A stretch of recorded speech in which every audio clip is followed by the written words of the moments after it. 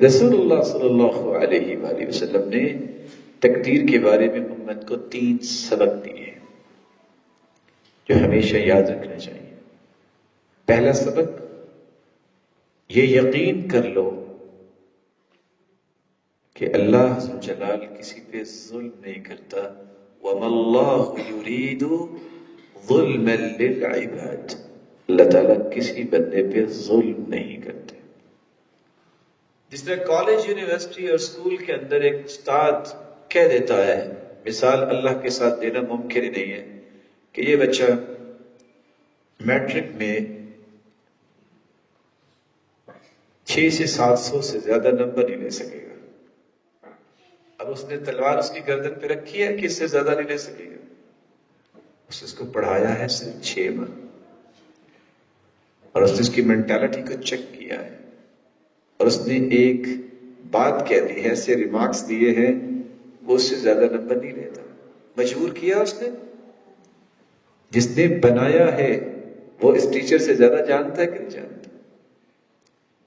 سب سے پہلے دل کے اندر ایک بات ڈالنی چاہیے، اللہ عز و جلال کسی بندے پہ ظلم نہیں کرتا، بلکہ حدیث قدسی ہے، یا عبادی انی حرمت الظلم علی نفسی فلا تظالم، میرے بندو میں نے ظلم کو حرام قرار دے دیا ہے، تم آپس میں ایک دوسرے کے ساتھ ظلم نہ کرنا۔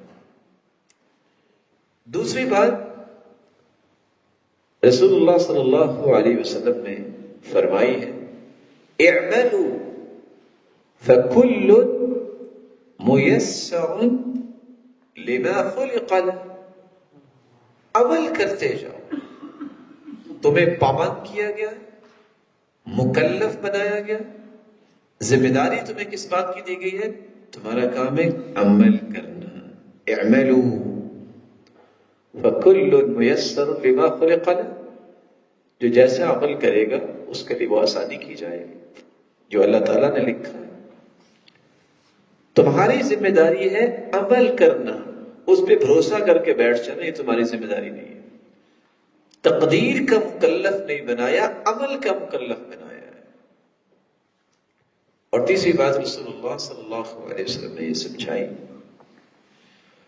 ثلاثۃ لا يقبل الله منه يوم القيامة، لا يقبل الله منه يوم القيامة صرفا ولا عدلا،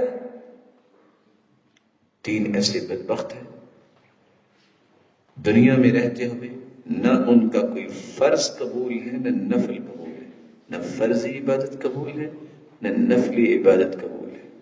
کون سے وہ 3 لوگ ہیں؟ پہلا انسان العاق، والدین کا نافرمان، مدمن الخمر، شراب میں دھت رہنے والا اور توبہ نہیں کرتا، مکذب بالقدر، تقدیر کو جھٹلانے والا۔ یہ انسان ایسا ہے جو تقدیر کو جھٹلانے والا ہے، اس کی کوئی فرضی عبادت بھی قبول نہیں اور نفلی عبادت بھی قبول نہیں۔ اس تقدیر کے معاملے میں جو غلوب ہے وہ دونوں طرف سے موجود ہے۔ کچھ لوگ کوئی بھی کام نہیں کرتے، کوئی بھی سوچ نہیں رکھتے، کہتے ہیں جو لکھا ہوگا مل جائے گا۔ یہ تصور غلط ہے، یہ جاہلوں کا تصور ہے، اس کو توکل نہیں کہتے، یہ تواکل ہے۔ امام احمد بن حنبل رحمۃ اللہ علیہ سے کہا کرتے تھے، جو لوگ اسباب کو مہیا نہیں کرتے اور پھر کہتے ہیں میں نے توکل کیا ہے، تو جاہلوں کا ایمان اور جاہلوں کا توکل ہے۔ آپ صلی اللہ علیہ وسلم نے حکم کیا دیا، اعقلها وتوکل، قیدها وتوکل، پہلے اونٹ کو باندھو پھر توکل کر لو۔ اسباب کو مہیا کرنا یہ توکل کے منافی نہیں، یہ عین توکل ہے۔ اعتماد اللہ تعالیٰ پہ رکھنا یہ اصل توکل